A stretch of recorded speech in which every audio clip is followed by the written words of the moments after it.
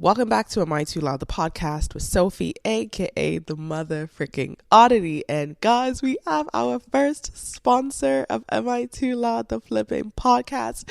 So let me read my little ad read. Okay. Hey Pod Fam, this episode is sponsored by Sendwave. For so many of us, money isn't just about bills and budgets. It's family, it's support, it's making sure someone back home, wherever home is to you, is okay. For me, that someone is my mom, and Sendwave makes it easy to send a little love whenever I can, even when life is lifing. That's why I'm so excited to partner with Sendwave. Sendwave is an app that helps you send money internationally to loved ones quickly, securely, and right from your phone. So whether you're supporting family, helping with something urgent, or just sending a thinking of you blessing, Sendwave makes the process simple. And listen, as someone who knows how important it is to stay connected to the people we love, especially across borders, I love anything that makes sending support feel less stressful. Download the Sendwave app today and use code Odditty for a $10 credit towards your first transaction. That's ODDITTY for a $10 credit. And that's for your first transaction only. And with that, let's get into today's episode of Am I Too Loud, the podcast with Sophie, aka the mother freaking Odditty.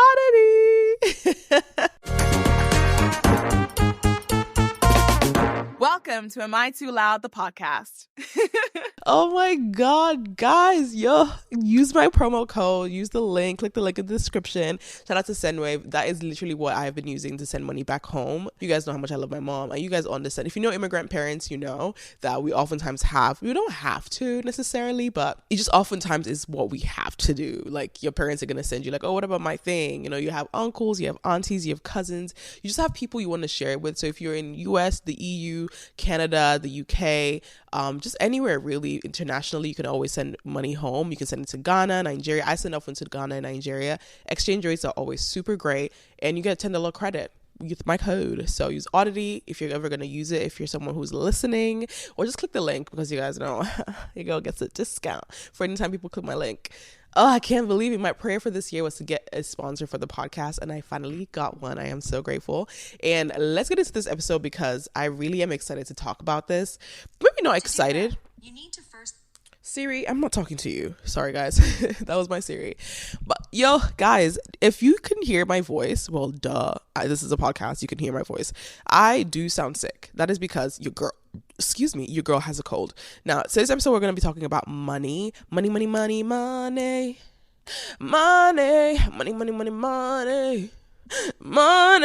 Okay.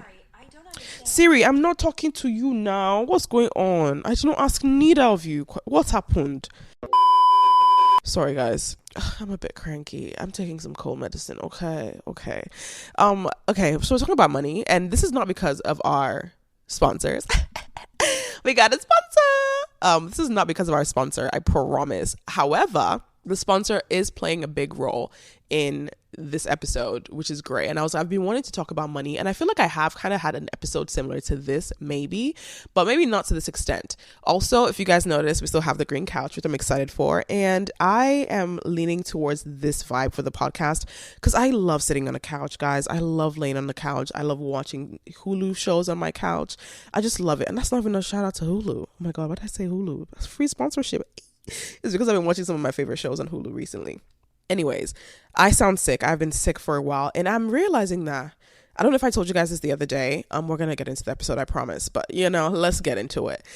The other day, it was 2 weeks ago. My friends were having their party. Shout out to Shut Up. I can't speak. Shout out to Shut Up and Dance. My friends, Annie Cash and Justin UG, are two incredibly talented actors, entertainers, party enthusiasts, whatever you might call them. They put in a party in Philadelphia, and I was in attendance, and I was shaking my ass and having a good time. And while this was happening, a few other friends came to visit, right? And so we're all in their house. We're having a good time. And this friend of mine who's known me since my DC days, because I used to live in DC, he just goes like, oh my God, Sophie, you've been so healthy recently. And guys, I think he he played me. Like, he played with me in the universe. You know when, like, you say something into the universe and the universe is like, hey, that's so true. Now we're going to make sure Sophie's sick. That is what I think happened, because I have been feeling so good. I usually, if you guys don't know, I used to fall sick a lot. Or maybe 2 years ago, like when I used to live in DC, I would fall sick like every month. Either I'll have a sinus infection, I'd have a fever, I'll have freaking appendicitis. I used to have ulcers. I was oftentimes in an urgent care or in a freaking hospital bed for something. I used to fall sick almost all the time. It didn't help that I used to smoke a lot. So I feel like that was what happened. So he said that, and I shit you not. Since he said that, I have been sick maybe every 3 days. And this latest bout of sickness is the freaking strep throat. Now, I have not been sucking dick. I have not been eating coochie. I have not been using my throat for anything other than just drinking water and maybe drinking some Red Bull or some Bloom Energy. I pinky promise.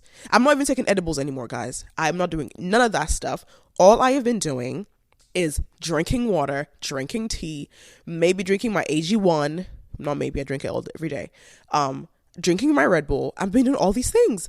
And for the life of me, I can't imagine that now your girl is sick again. And this time around, I'm traveling to Canada and I can't be sick. I refuse to be sick. I was doing so well with my workouts. I've been working out regularly. My thighs are coming in. My body's been glowing. I've been very active on social media. And then I fall flipping sick and I am so annoyed. Like this episode, I was fighting my body to record it because I needed to get this out for the brand. And I'm telling you that I'm not even sure they're going to like it, because do you see how sick I look? I had to have shades on, guys, if you're watching this on YouTube or Spotify. And I think Apple Podcasts also has video now. If you're seeing it on video, this is how we're yapping today, because I couldn't do it. It's too much. But yeah, guys, honestly, like, it's been a struggle. So your girl's sick. That's why I probably sound like this. But at the same time, do you guys think my raspy voice is sexy? Tell me, do you think it is? Do you think it is? I'm just joking. But anyways, yeah, so I feel a bit sick, so I apologize if my voice isn't up to par, but we are going to be getting into today's episode because your girl is still excited to yap with you guys. Some feedback I got from the last episode was something that made me really, really happy. Was, I think I mentioned a little bit about how I was feeling, some type of way about having a really overly produced episode and getting guests on and making everything look so produced. And a lot of you were just like, Sophie, we don't care. We just want you to be you. And the most Sophie thing, the most Am I Too Loud thing, is just yapping with you guys. The whole point of this podcast was, let me sit down and talk to you guys. Let me practice how to yap on any topic whenever I want. And I've been loving just doing this. It's been 2 episodes, so maybe we'll see how this lasts. And I also realized that maybe we can start doing interviews with people. If I'm not going to be able to do it in person, maybe doing it over Zoom and seeing if I'll do one episode. If you guys like it, we might continue doing those. But we'll see. I'm really excited to practice and see where the podcast goes. It's been doing so well. I'm just so happy. I love you guys so much. And I also want to prove to myself that I can do this fucking thing myself, because let me tell you, people are going to take your ideas. They're going to use you as the blueprint to jump up for their own shit, but you're always going to believe the blueprint, baby. I did not say that right. I thought that was going to be more than I thought. You're going to be the blueprint, baby. If you know, you know. That's me throwing shade. When I'm sitting on the couch cross-legged, I can say it whatever I want. Okay. All right. Let's get into today's episode, guys, because I've been thinking a lot about financial responsibility, especially since a few reasons. One of them is one of my baby sisters is graduating. She's graduating from college, and while graduating from college, I feel like she's literally going through the same thing I went through when I was in college. We both have pretty similar backgrounds. And she's someone who didn't come from an affluent background, is in an Ivy League school. I didn't go to an Ivy League school, so she beat me out on that, and I'm so proud of her. But she's a content creator. She's a content creator as well. And we've been having kind of a few conversations about money, about financial responsibility. So I thought it would be nice to have a podcast episode where I talked about money. And a second reason is James Charles just got dragged by his flipping hair. because he also was making a comment about how influencers don't owe like a responsibility to give money to their fans. And I made a comment about that in the last episode. I got a few DMs about it where people were like, I'm always DMing you asking for money. Can't you give me money? Since you don't support James Charles, does that mean you're going to send me money? And I was like, this money thing, let's talk about it. Another thing I want to talk about is me and my growing business. So as someone who is in the creator industry or as an entrepreneur, what money looks like for me, what looks like for me in this economy as well. And 4, I've also just been thinking about getting a house this year, or like getting a condo essentially. And for me to do that, I've been having to put my financial resources in order. And as someone who's an immigrant, first generation immigrant, meaning I am the first of my kind, if I do have kids in America, I will be the parent who is the child. Their child will be their first generation immigrant. Does that make sense? Like, my child would be first of her kind to be growing in this country. So I'm also learning a lot about what that looks like. I don't have any family in America that's going to be able to give me generational wealth or connect me to people with generation. Like, I don't have none of that. I am building this from scratch. My mom is not here. My brother isn't here.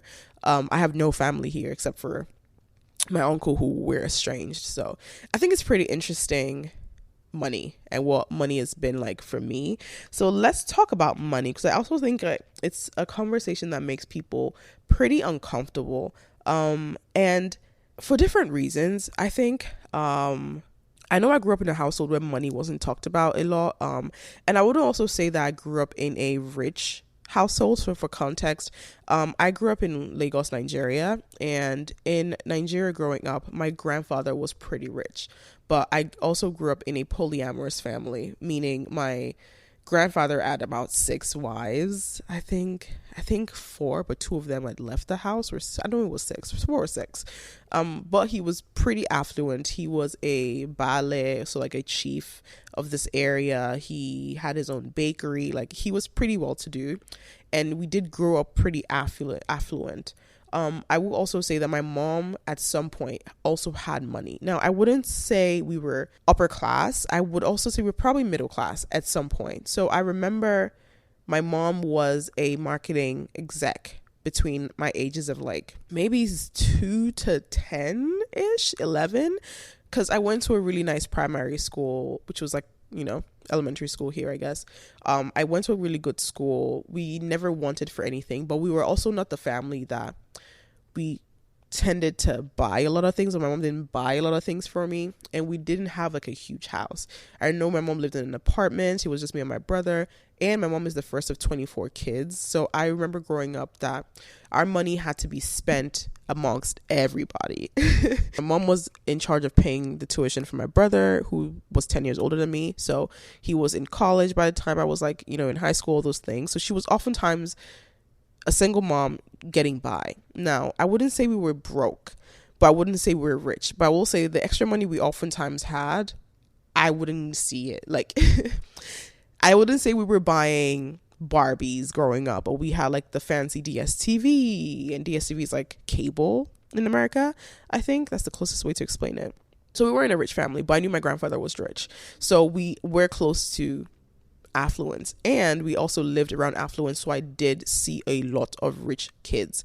And so my concept of money was pretty interesting. My mom was also in politics at some point as well, so I don't want to get in trouble, but let me just say, like, I saw a lot of money, but it was never ours for the taking, if that makes sense. And I'm not saying this as a child who's like, oh, my mom didn't embezzle money or whatever. It really wasn't ours. My mom is the kind of person who, growing up, she would oftentimes tell you, I think I've said this in the podcast before, that money is given by God, was my mom's philosophy, and he would always replenish. So if you had money in your shoulder, she used the shoulder analogy. If you had money in your shoulder, the money would go to your elbow, and then you give out from your palm, and something would always replenish those 3 points to where you always have money to give out.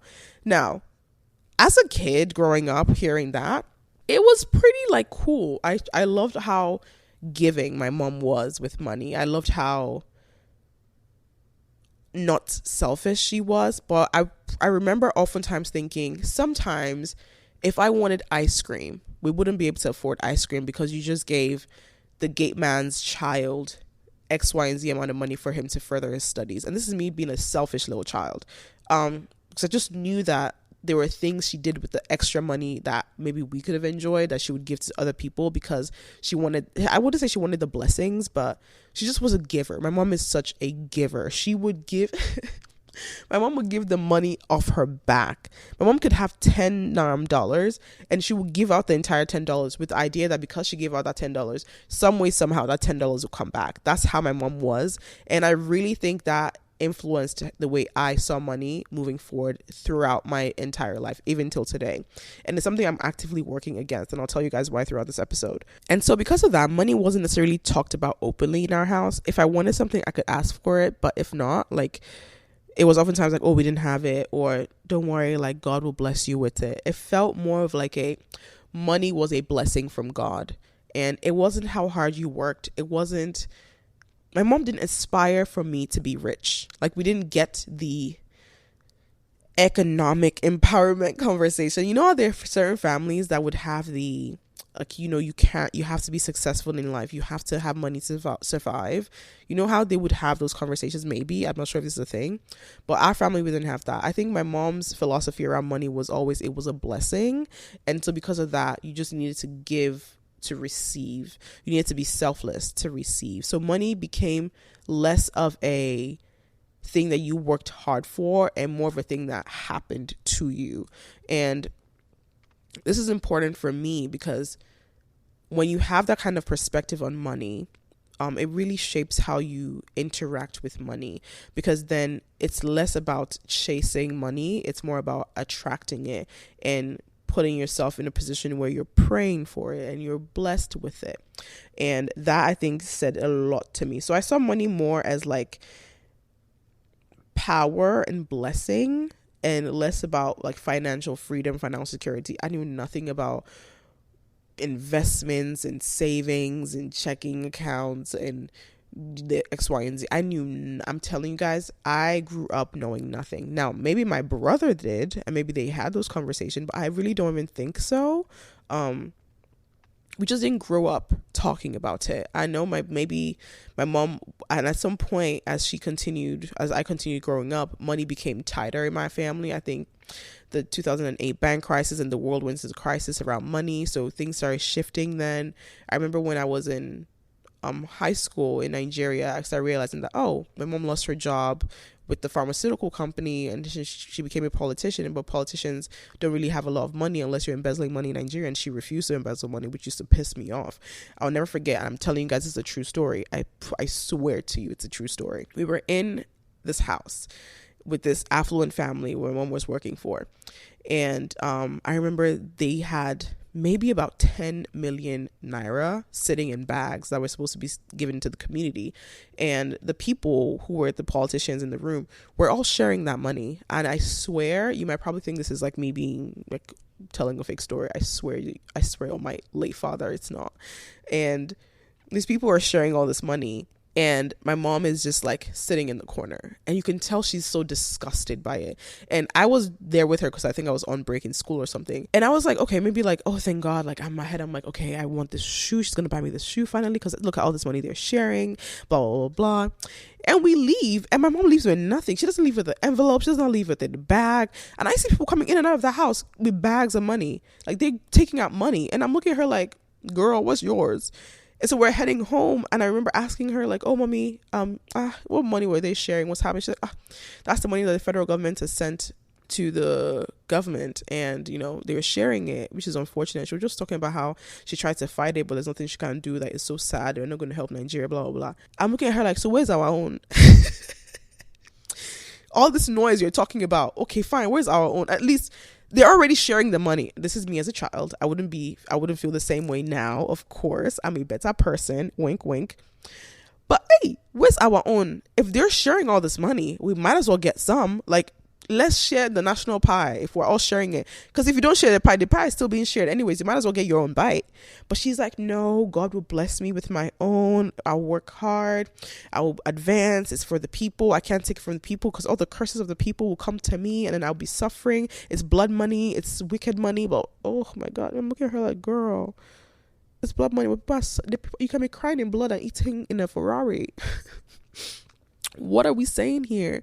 What are we talking about? Take the money. Oh, yo, I was so upset. Oh my God, guys, I was so upset. But it was valid. It was pretty valid, because now when I think back at it, like, that was money that was meant to further the economy and help the community, and people were being selfish, and that money would have done better for the economy, but instead it was in selfish hands, and, you know, of course that's not good. But to me, that used to piss me the fudge off. But so at some point through politics, she started like not making them as big of money as we used to be making, and slowly we just started like, I think slowly after that things just started becoming a bit tight. And again, my dad was never in the picture, and she's a single mom, so at the end of the day, like, we didn't have any money. And this was around the time when I ended up leaving Nigeria because I wanted to study abroad. And this is a story I've told before, so I'm not going to get into the nitty gritty, but I did win a scholarship from my high school in Nigeria that allowed me to apply for the SATs and the IELTS and fly to America. Now, at that point in 2014, we still had enough money at home to where, like, you know, we were good. But even thinking about that now, I was applying to schools where I didn't have to pay a lot of tuition. I was thinking about financial aid, about scholarships, because my mom really was like, I can't afford to pay your tuition, so you're going to have to figure it out. I think for a lot of immigrant kids, we don't talk about this now, but the insane amount of pressure young immigrant kids face is something that maybe we oftentimes don't talk about. This idea that a young child who is 16, 17, 18 leaves their birth country by themselves sometimes, comes to a new country, and they have to fend for themselves, because I think a lot of people on the continent think that the moment you come to America, your life automatically changes because now you're earning in dollars, so you're going to be the richest person on earth. That was terrifying, and that is something that I can't fully comprehend still, because I was 16, 17 coming into this country, and my mom was just like, the entire family was looking at me like, once you get there, like, you got to figure yourself out. You got to find your way. You got to make sure, like, you really want this. So this is all I can give you, a little push, and you got to figure out yourself. And so I think I did. I think the first time I came here, I got the scholarship, applied for school, and I was able to pay my first year's tuition at a university in West Virginia in America. And that's how I got to America. And through that, I realized as an international student that there are different levels to being an international student. There are international students from countries like mine, Nigeria, where even within my country, there are students whose parents are like super duper rich, and you can see that in their clothes and the kind of cars they drove, in the kind of places they went in school, the kind of places they lived, the kind of dorms they stayed at, the kind of apartments they had. You got students from Saudi Arabia, China, girl, Dubai. Ooh, when I tell you. And my college was a tiny college in bumfuck West Virginia.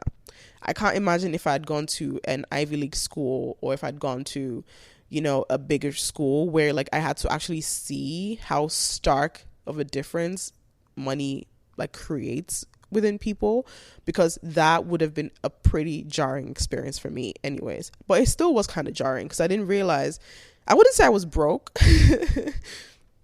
Man, but don't think I was rich. I don't think I was rich. And I remember that going to McDonald's to buy some food then was considered super expensive for me. $150 was what I was using to keep up with just myself, essentially. And college was very interesting. And I transferred from West Virginia from freshman year. And in my college, there were students who had Ferraris for cars, and I did not have a car. And I think I've shared the story on my vlog channel a few times where I used to talk about getting bullied by students, and it was because I really didn't have any money. And even when I transferred schools to Louisiana, which is another state in America, I was even bullied there double. I remember there was one person who was considered the richer student in school, and she would, you know, want to, let me tell you what would happen. So the girls would want to go to like the mall, and we had this mall in Lafayette, Louisiana. And on the way to the mall, I think I've said this story before. On the way to the mall, there was a Plato's Closet. And if you don't know what Plato's Closet is, it's like a secondhand store where people would bring in their clothes and they would buy off like secondhand stuff, and then you can go and buy off those secondhand stuff. And you would pass the Plato's Closet to go into the mall, where there was a Forever 21, a Charlotte Russe, which for me was considered money, like Macy's, Dillard's, all of it. So my friends would be going to the mall, and I'll just say, hey, can you drop me off at Plato's Closet? Or I'll just walk to Plato's Closet and go shopping there, because that's all I could afford. Give me those $2 tops, $1 tops. I'm ready to go. Sometimes I would wear an outfit. I think I had outfits that I've worn for like 3 years, 4 years in my closet. I never used to shop. And again, I told you guys that for me, money was a blessing, right? I never thought of it as something that you worked hard to get. Again, my philosophy around money was, as if I do good, money will come in some way. It kind of just always happened that way too. Like, there was a certain point during my sophomore year going into my junior year where my mom really was like, hey, I can't afford to pay your tuition anymore. We need to figure something out, or you're going to have to be deported and go back to Nigeria. And I remember thinking to myself, what can I do to make sure this doesn't happen? And thankfully, I'd been working so hard in my college that I went to my financial advisor, and my college ended up giving me a scholarship that covered my entire tuition at my university. I became a resident assistant as well. And that was the only way I was able to finish college in America. Now, to me, 18, 19, 20-year-old Sophie, I'm seeing that as, because I worked hard, I was blessed with that opportunity. I never thought of it as I was working towards that goal, and I never saw money as something that was a lot, because even the career I was going to go in, I wasn't going to be some hotshot lawyer making thousands of dollars. I wanted to work for the UN to foster gender equality and women's equality around the world. So I never fully thought of money as something to aspire to get. I just thought it was a blessing that if I worked really hard for, I would be blessed by. And so college was very interesting. I remember like the friends I was telling you about would go buy the clothes. I would say I would go to Plato's Closet, and they would laugh at me. And there was one friend who bought me a phone, and she seized the phone from me because she just didn't like how I was handling the phone. They would make me... I remember I felt... guys, I don't want to even get into it. Just know I was bullied a lot as well in my college, and that was also one of the first times too I clearly saw how bullies use their wealth for other students. And I never even thought of resenting my mom for not having money. I think it was something that I just knew that maybe money corrupted people. I always just saw money as this tool that if people weren't blessed by it and they worked for it, it corrupted them. And it's so crazy that I used to think that way, because for me, the people who were the meanest to me were the rich kids, were the rich girls, were the rich guys. They were the ones who would use their money to make me feel less than, when I knew my mom, who even didn't have a lot, oftentimes used her money to make other people, be good. There are people who were just very mean with their money. And so for me, I started equating people who had money to be mean, people who chased money to be evil, and people who just let money come to them because they were blessed to be good.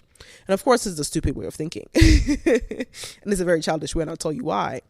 But because of that, I never fully allowed myself enjoy money in that way. And I think this was around the time when I started also posting content online, because I needed an escape, right? And so even posting content online was never to make money. I genuinely never, till this day, thought to myself, I could make a career off of this thing I'm doing, and I can make money from it.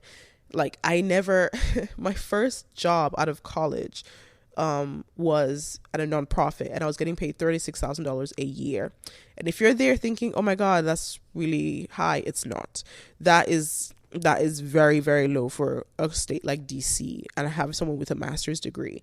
So I never aspired to be rich. I always just thought of money as, again, a blessing. And then I graduated from college, got into my master's program, and I started doing content.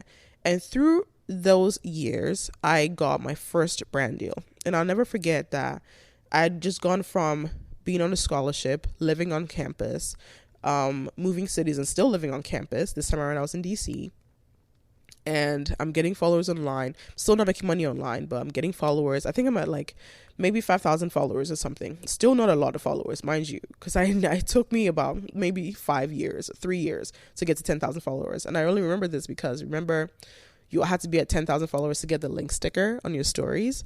So I was about almost like 3,500 to 5,000 followers, and I got my first brand deal. I remember, first of all, it was Whole Foods, and this was about my senior year of college. It was a Valentine's Day shoot, and all I needed to do was go into Whole Foods. They gave me a credit card for $100 to buy some flowers and a drink, and did a photo shoot with a friend. He didn't charge me for it, and I was paid $150.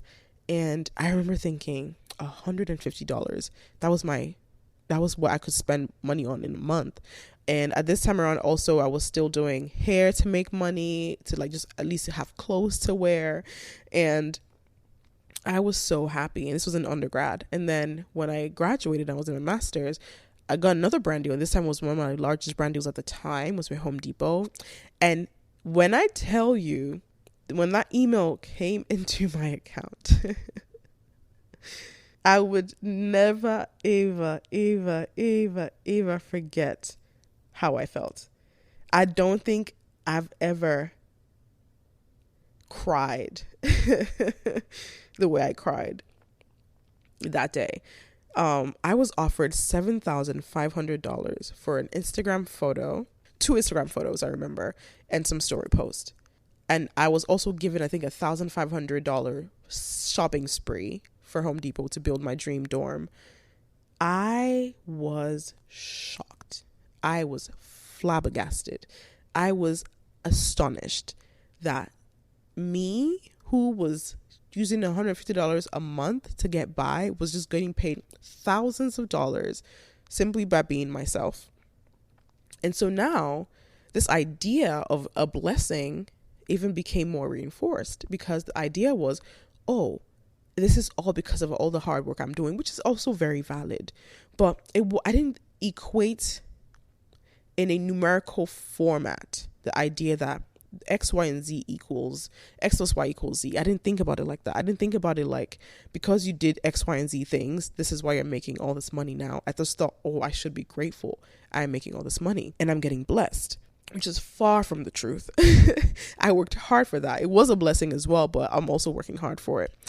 And social media money just changed my brain. And I don't think enough creators talk about this enough. Because when you go from trying to survive and trying to make rent and trying to figuring it out, suddenly like you getting paid amounts of money that it felt fake. It does something to you. It changes your psyche. It changes who you are as a person. It makes you second guess so much, especially if you're someone like me who never ever wanted to chase after money or thought money was this thing that you had to make, which is something that changed where I was thinking. And it was something that I had to learn to adjust to, because it quickly became my new normal. And because I wouldn't say I never understood the value of money, I would say because of how quickly I went from, I can't even say, because I think it's different when you see money as a blessing, because I was always comfortable, right? I wouldn't say I was ever suffering. I think it's different from when you were like, some people would call it like being in the trenches, because I wouldn't say I was ever in the trenches. Like, I'm so blessed. My family is so blessed. My mom is so blessed. So money always came, even if we didn't know where it came from. So if you are of the mindset that money would always come, even at zero, you still never felt like you were suffering. Does that make sense? So because of that, you also never felt like you had to do something to get something. Does that make sense to you guys? What I mean is, I wouldn't say we were poor growing up, or I was poor, but I didn't have money. Like, there were times in college where I had minus whatever amount of money in my bank account, but I wasn't like driven to make money, because for me, that means I wasn't getting blessed enough to make the money. And it wasn't a religious thing. It wasn't a spiritual thing. I think it was just a life thing for me, right? Because I wasn't even that religious then. It was just like, this is a life lesson my mom had passed down to me. So if I had minus $150 in my account because I had to make expenses, I had to eat, I didn't make enough hair this week, I didn't make enough this week, that means I'm not getting blessed well this week. I need to work on it. And so I would try my hardest to work on it for the next week. And then maybe for some, and it would always happen so strangely to where like I might have my minus 150 and then I might go to a seminar and I might win a gift card of $200 randomly. So now I technically didn't work for it, but now I have $50 because my minus 150. So I'm blessed. That was kind of my understanding. So take that mindset and then bring that mindset into having a brand pay me $7,500 for being myself. It just changed me in a way that I don't think I was ready for. And I am so grateful and so blessed that that was just the beginning, because between that payment till now, I have made so much money that I'm so grateful for and so blessed for. And I also want to say that it also has helped me with my relationship with money. And this is why this episode is it, essentially, because I had to quickly learn about money, the psychology of money. I had to quickly learn about financial responsibility. I had to quickly learn what it meant to earn money, how important it was to earn money, how people looked at women who earned money, what my peers were spending their money on, if that was what I wanted to spend my money on, the importance of financial responsibility, about savings accounts, about taxes, about investments. I had to learn that pretty quickly because of how fast and how hard I was working and how much money I was making. Because sometimes what we don't realize is when you go from struggle to stability, no one teaches you how to become financially responsible. Like, I just went from trying to make sure I had $100 in my bank account to having $10,000 in my bank account. What do I do with all that money? Where do I start from? And these are all great problems to have. But what I read in Psychology of Money, which I read because someone told me to read that book. I've loved that book so much. If you're ever someone who's interested in sort of like money conversations or just understanding money, that's one of the easiest books to read about money. When you go from $10 to $10,000, you are still the same person and your relationship with money is still the same. And that was what the Psychology of Money sort of taught me, that your lived experiences are still the same, even with the change in the bank account. So if you're somebody who had $10 and you never used to save your $10, if you have $10,000, you're not going to automatically save $10,000 too. If you're somebody who has $100,000 and who's always saved $100,000, when you have $1 million, you're still going to save it. Your shared experiences, your life lessons, your goals are what shape your relationship with money. You don't automatically learn financial responsibility. No one knows how to keep money. Situations have to happen for you to understand how your relationship with money evolves around time. You have to be very intentional too about your relationship with money. And because I started getting financially wealthy, it didn't automatically mean that I also became financially wise. So for me, I'm learning, and I'm still learning, how important it is to have systems in place to understand that. And one of the first things that I had to do was break down my relationship with money. And I told you guys from the beginning of this episode that I always thought of money as a blessing. So because I thought of money as a blessing, I never fully thought of money as a savings and an investment and longevity. And because I thought of money as a blessing, I was always oftentimes blessing others too. Let me tell you guys a story and you tell me if I was right or wrong, because this is going to segue into something I used to be told a lot of. So I once had a friend who I had appendix surgery, and once I had appendix surgery, this friend was taking care of me at the time. And I remember once they were done taking care of me, we're just having a conversation casually. Nothing happened. And I was just like, oh my God, thank you so much for taking care of me. I appreciate you so much. And they basically were just like, oh yeah, like, of course you're welcome. Like, you don't have to thank me, or you could just send me $10,000 for my dad's funeral. And I was like, huh? And they were like, yeah, no, like, you can afford it. And when I tell you, I would have sent that money. I think the only reason I did not send that money at that time was because my best friend told me, you absolutely must not send that. That is the kind of person I was, because of my idea of what money was as a blessing. I had friends, that family members, aunties, uncles, cousins, siblings, that if if I got paid $20,000, I would send $20,000 to them, because for me, it was a blessing. If I send 20, it will come back to me. I never truly thought of money as anything, because of how also easy, because of influencer money, how easy that money came to me too. That's what it felt like anyways. Like, I don't think you guys understand this idea that I sit down with my camera, put my phone up or put my camera up, and I record for you guys. And because of this recording, I get paid tens of thousands of dollars. I have a sponsor on this episode that paid me a crazy amount of money to be a part of this episode. And yes, of course, I am working. I am the producer. I am the editor. I am the director. I am the script writer. I am everything. So I am such a hard worker, but it took me so long to understand how hard I worked for the money I was getting. But before that, I just always thought, again, money was a blessing. And so I would oftentimes have a strange way of giving my money out. And so it was not the healthiest relationship. This idea that money was a blessing was not a healthy relationship. And especially as someone who was an immigrant child, it was not a healthy relationship.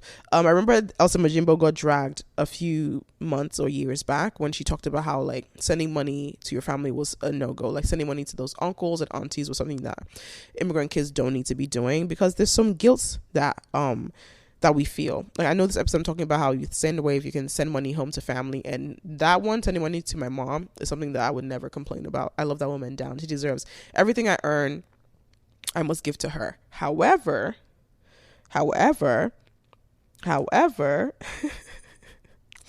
at its own it has its own boundaries. And it took me maybe 3 years ago when I first moved to New York to understand those boundaries. I used to feel the need to pay for the life of everyone else who helped me get to where I was, essentially. I used to feel guilt as an immigrant child or daughter. I used to feel guilt about my cousins that I left behind. I used to feel guilt because I was living in America and they were not here. And I oftentimes felt like because of that, I needed to pay it forward. And so sometimes at my own risk, I would send money that I didn't have sometimes, and I would never think of saving. I never used to save. It just was something that didn't even cross my mind. My mom never used to save. I didn't even think she had a savings account or a retirement account or an investment account. I didn't think she had any of that. Like, we never talked about it. I didn't have anyone to talk to about that. So we never had that in our family. It just wasn't a thing. And for me, that was normal. And at some point, like, you learn boundaries. And this always comes back to self-love and selfishness, because I think 2 years ago, I made my word for the year selfish. And I think I was telling a friend that they were so taken aback, like, why would you use that word? And I really said, you have to remember that you can't pour from an empty cup. And this is something that my mom, I think I shared with her too recently. I said, you really can't pour from an empty cup, because if you're someone who, again, would always say, like, money will always come, if that pouch is empty, you can't give. So why not always make sure you have savings? Why not always make sure you have investments? Why not always make sure you're content and you're ready and you're willing and able to give at every single moment, by making sure you set boundaries, by making sure you are intentional about how you spend money, by making sure you're very intentional about you take care of yourself. It's something that I had to personally learn for myself. But the moment I learned that, it changed my relationship with money so much that it just shifted. And I think with social media as well, it gets pretty hard to be financially responsible. And this is what I also want to bring up, because you're surrounded oftentimes by people who are like posting their wins, their new house, their new car, their new brand trip, new brand deal, new bag, everything. And it makes you feel like you're not doing enough. And I remember this was around 2020, 2021. I had a friend group, and in that friend group, there's certain things that I would always spend money on. There's certain things that I love. Like, I love a good couch. Like, I could spend tens of thousands of dollars on home furniture. I could spend money on maybe camera equipment. I could spend money on... Yeah, I'm not the kind of... I don't really spend money. I don't spend money, guys. I don't spend money. A good flight. I love a first class flight. I love comfort. There it is. I spend money on comfort. I am huge about that. I would always make sure at every step of the way I am absolutely comfortable. That's how I spend my money. And so I was with friend group, and I remember not growing up. I remember being around these people and their priorities, and this is not a knock to anyone, but I think with social media sometimes, especially influencers that I follow, a lot of them also spend money on designer stuff. We've seen this. Black girl luxury hauls, all of those things. That's not my thing. I remember feeling poor, even though I wasn't, because I wasn't indulging in those things. I am not the kind of person who would ever choose to go into a Louis Vuitton and spend $20,000 in bags and shoes and everything like that. Now, maybe if I have like quadruple billions of dollars, that I might start shopping in those places. Maybe. I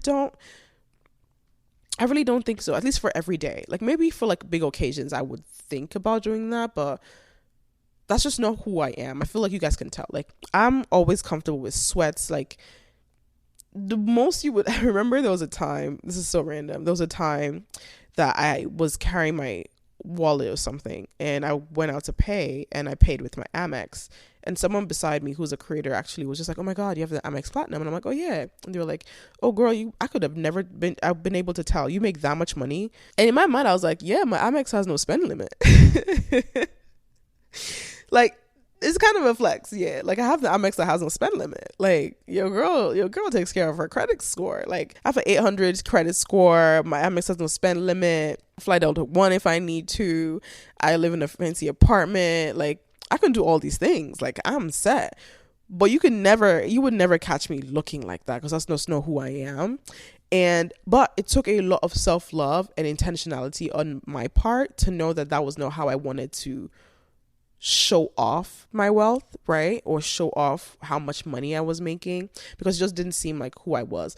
But social media makes you feel like you have to. Like you see people celebrating their wins, new cars, new homes, new apartments, new this, new that. And it gets you to a point where you feel like you have to be chasing that too. And you really don't. Like we really don't. I'm telling you this, you really don't. So at the end of the day, I just had to realize that everyone is also playing a different money. I just had to realize that everyone is playing a different money game. So you can't chase after what somebody else is doing. You can't look at other people and see what they're doing with their money and think that's what I should be doing with their money, because you don't know what their circumstances, you don't know what family they have or where they're coming from. You just never know. Some people are saving just to breathe. Some people are saving for vacation. Some people are saving to invest. Some people are saving because their parents invested. People are just doing different things with their money. And once I switched my mindset away from money being a blessing and instead money just being a tool that honestly guarantees freedom, everything changed for me. And one of the biggest things I also learned to stop doing was comparing myself and my income or my wealth to anybody else but me. And it takes a certain level of understanding and clarity to get to that point, because I always tell people too, a lot of people have financial insecurity and that affects their mental health. Money doesn't buy happiness, but it sure sometimes gives you the comfort to cry. Because I shit you not, it pays to cry. And like, you know, you hear that it pays to cry in a Ferrari versus a Toyota. I'm telling you that works. I was also quick to learn that money is about behavior and not intelligence. And once you learn that money is about behavior and not intelligence, it helps you switch your mentality around money to understand it better. If you're someone with a pattern of spending easy, you might be the smartest person in the room, but if you just don't have a good habit of spending, you're never going to save correctly. If you're somebody who is very frugal, even though you know you can do X, Y, and Z, you're going to maintain your frugality because that's your behavior. Once you understand your behavioral patterns with money, you can fix that behavior to make yourself a lot more successful. For me, for example, I realized I love to give. And I swear I'm not just saying this for the podcast. That's just who I am. Because I know I love to give, I literally separate money into a separate account. And that card is simply for giving. I maybe call it my tithes. I don't go to church or the mosque, but call it my tithe. But that's money that I know that if anyone ever asked me if I had $100, if I had $50, if I had $1,000, if I had $6,000, if I could pay their tuition for them, that money was there for me to give. And I would never take from anywhere else, because if that money was empty, that pot was empty, that means I didn't have enough to give it all. And I could always be sure in myself that I tried to make sure that pot was full. Also, Morgan Housel oftentimes said that money's real value is control over your time, and that showing people how much money you have is often the fastest way to have less of it. And that's really true, because I learned also that rich is being visible and wealth is quiet. Wealth is the option for you to say no, and rich is the trip that you are always going to go on. Wealth is not panicking when that brand hasn't paid. And I think one thing for me that I'm also learning quickly is that financial freedom is really the softest life. Again, I love that my mom showed me the example of sometimes honestly not what to do about money, and she really taught me how she sort of was shackled to money every time. Let me explain what I mean by that. Because she thought of money as a blessing, she was constantly crippled when there wasn't any at all. She was still hopeful that money would come, but she was never truly free. And so as I started earning my own amount of my own money, and as I started earning and learning about business, I quickly learned that financial freedom was the most important tool to getting yourself out of any situation, to being better for yourself, to being able to make choices in the world, to be able to decide to get up one day and go to a different country, move to a different country. It truly was that soft life that we hear a lot about. There's so much ease that comes with being financially free, and understanding your behavior around money is how you get to that point. And I don't think this is a podcast I'm going to tell you like, use your money in this way and use your money in that way, blah, blah, blah. I think I wanted to just share my opinions about money so you guys sort of like had an idea of how I thought about money. And I'm also going to answer some questions that you guys asked, because I asked you guys to send me some questions, so we're going to answer a few. So as a young adult, how do you go from being broke to making money? I think that's a really broad question, especially because now I think you can really make money in any way you want to. There's first of all being a creator. Now I will say that being a creator now is the long game. I don't think you can, because as a creator you need to build an audience before you can start making money, and that's something that takes a while. But there's so many online things that you can do right now to make money, selling stuff on Amazon, doing a trade, so doing hair, doing nails, learning a trade or learning a tool, selling books, selling journals. I feel like there's so much you can do online to make money. I always say starting a business has always been my route to making money. It is a longer route, especially if you don't have that investment at the beginning, but that's something that's worked for a lot of people. If not that, then like I know folks make money on TikTok Live, TikTok Shop. There's just so many ways to make money nowadays that I think there's always an opportunity to make money selling stuff online, baking cakes, baking goods, there's so much. Also researching, like going online and Google it. Google ways to make money and do the things that make sense, please, and are safe. I always tell my mom, I'm like, I'm so grateful that I wasn't a crazy kid, because I swear to God, y'all, I would have been an OnlyFans model, because if not for morals, I swear to God. So I'm not saying any of that, but there is so many ways to make money online. I think you just need to find what works for you. For me right now, like Instagram, Facebook, TikTok, Snapchat, social media has always been the tool to make money. You can always create your own product. I think that's the biggest way. I think if you're interested in the entrepreneurship route, if not, getting a job and slowly building up some investments or savings somewhere before you can then, build that product if you're really interested in that. So that's my advice for that. What's a monthly habit that quietly keeps people broke? Honestly, a habit that I think quietly keeps people broke is not having a savings account. No matter what it is, I feel like if you earn as little as $150 a month, if you keep $50 on the side, you're going to have $50 extra the next month. That's the best way to explain it to people. I think folks who don't save are making a grave mistake, because savings is so important in longevity and in wealth building and in just building some savings cushion for yourself. When things get hard, you should have a savings account. Ideally, a savings account you can't touch, because not those kind of accounts that you can just transfer money back into your checkings and you can spend it. Have you seen that Kevin Hart joke? My checkings account, I got to transfer my savings. Like, none of that. Like, we need 4 to 5 business days before you can set and transfer from your savings to your checkings account. Okay. So I think that is a habit that I think people need to start having, because if you have no cash somewhere saved, then you don't have any money. What's the ideal percentage one should save from their paycheck? I honestly do the 50-30-20 rule. I don't know if that's archaic or not, but I do 50 needs, 30 wants, and 20 taxes, savings, whatever. Sometimes that 50 is less, sometimes it's more, and that 50 encompasses like rent and everything, and then the 30 is oftentimes the one that I take out of because I rarely have once every month, and then 20% goes for taxes, goes for investments, all that stuff.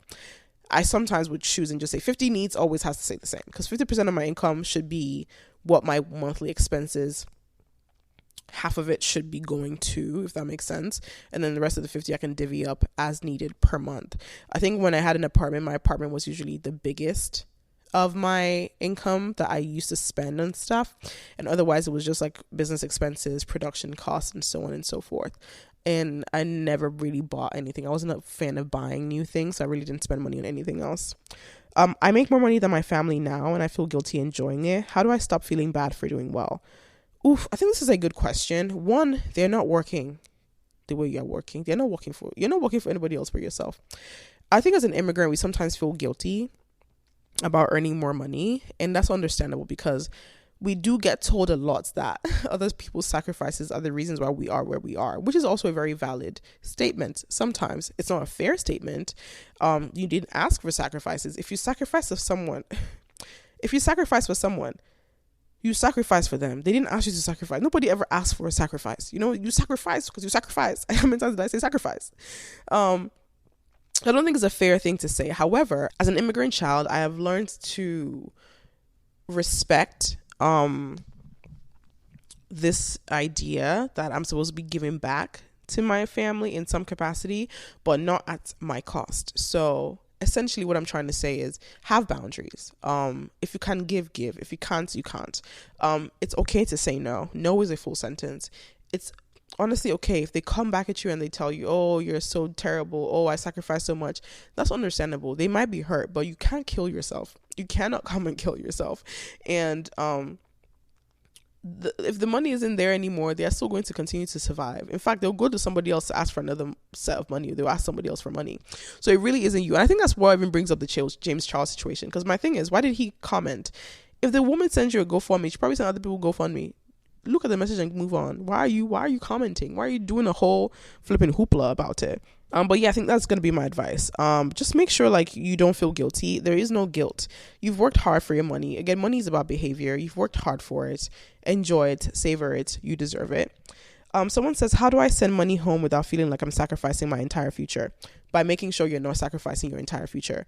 You can only send money home if you have the extra money to send home. I think the continent has this misguided idea or notion, and I don't think the folks in diaspora help, that because you're earning in dollars, you're making more money, which I think if we actually want to break it down,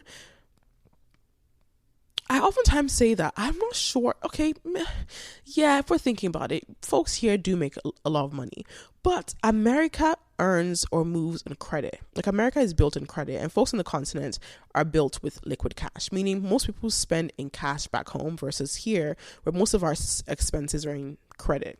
So for me, when I see someone back home say like, oh boy, you just bought a new house, you had this new phone, you have all these things, and you're saying you don't have money. In my head, I'm like, yeah, the house is, I pay a mortgage on this house, I pay monthly for this iPhone, I pay monthly for my Uber Eats subscription, I pay monthly for, so you're paying monthly for everything, so you're never fully putting the money down for these things, versus when you're at home and you have to pay your rent for bulk for a year, or you're buying your phone outright, so you have to save up the money for it. So I sometimes think it's, conversations lost in translation, because once people understand that America is oftentimes on credit, folks at home might understand, sometimes they don't, and that's okay. Essentially just don't sacrifice your future. Don't sacrifice your future for people who are not living or walking in your shoes. Be intentional. If you want to send money back home, do it. Just be careful. Set boundaries when you need to, and just be careful. I'm the first person in my family with a good job. Why does financial stability feel so lonely? Ooh, it's lonely at the top. Lonely, lonely, lonely. Na na na na na. I never know the flipping lyrics, bro. What is wrong with me? Don't care what they yarning about me in particular. Come me. It sounds so stupid to come to y'all and say it's lonely at the top. When I heard that song, the way I related so bad. I remember my friends used to laugh at me when I had my New York apartment and be like, oh, she's in her mansion in the sky. It is so sometimes isolating. And oh my God, look at me talking about how isolating it is to have a good job and to have money, especially in this economy. How do I respond to this? I was the first person in my family to have a good job, and and it was sometimes even in my friend group, I was the first, and it was a very lonely road.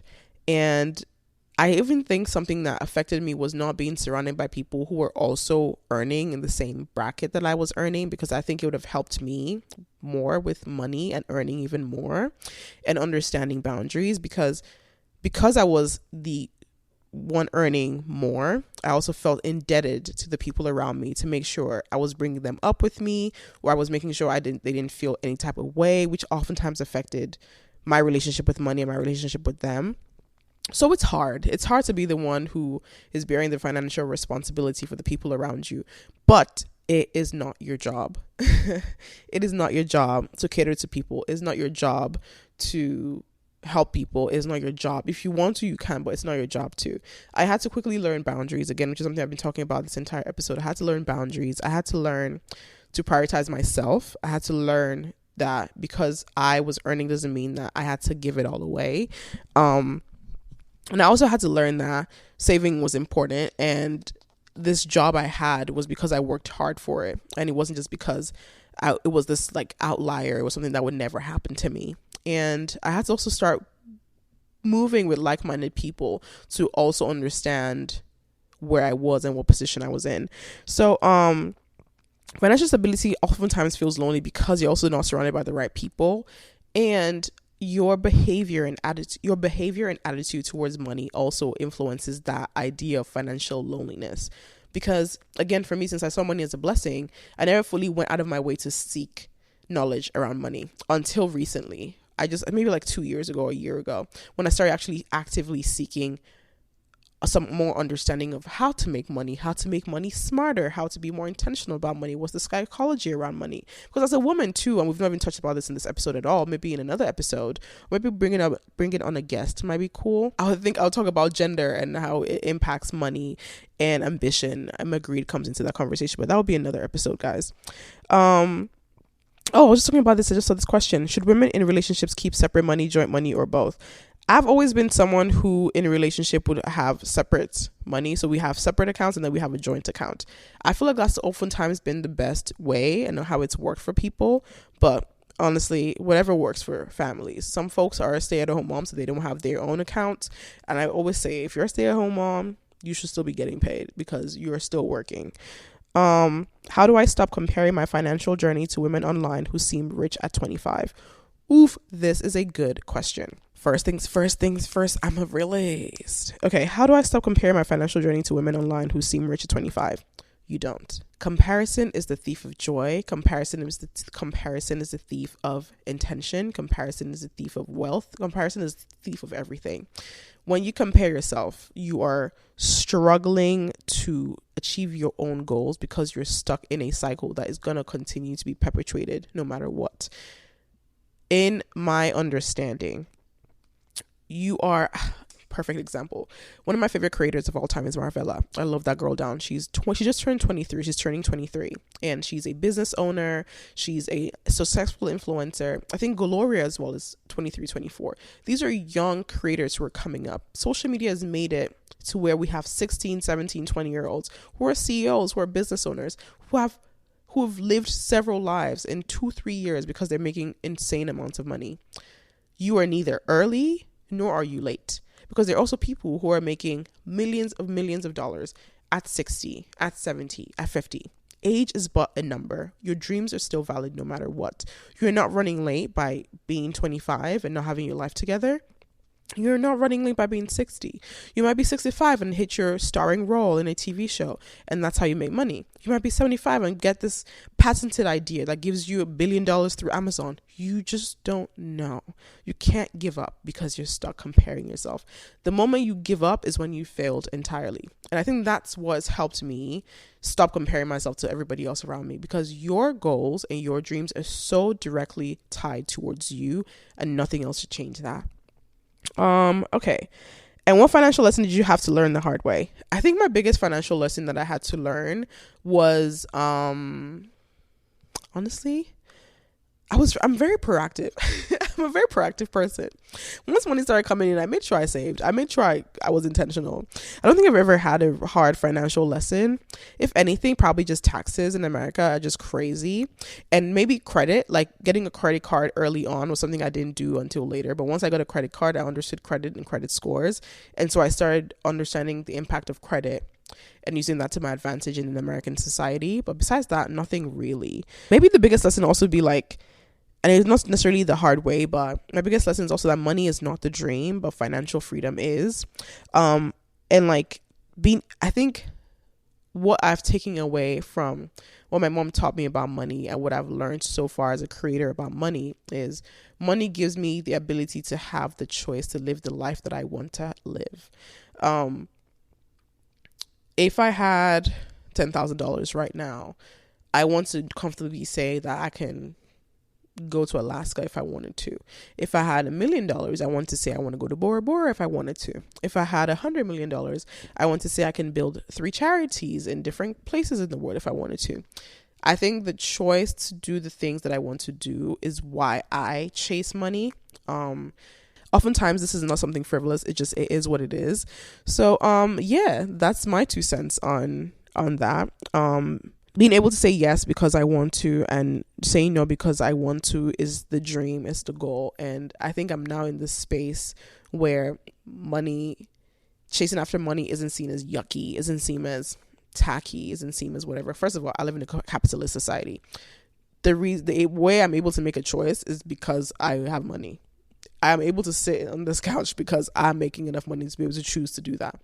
And I want to get into this whole tangent about women and money and our feelings and behaviors. So maybe I'll do a part 2 somewhere down the line about it. But yeah, guys, I think that will be the end of today's episode. I hope you enjoyed it. I feel like it was just a really fun episode about yapping about money and my history with money. And even better is the fact that we had our first sponsor and it was related to money, which is iconic too. Like, who the fudge do I think I am? Anyways, I love you guys so much. Thank you so much for watching my video, and I'll see you guys in the next podcast episode. And don't forget to like, comment, subscribe, give us a rating whenever you're listening to your podcast. Share you listening to the podcast, and I'm going to repost on the My Too Loud pod page on Instagram. And I'll see you guys in my next video. Bye, guys.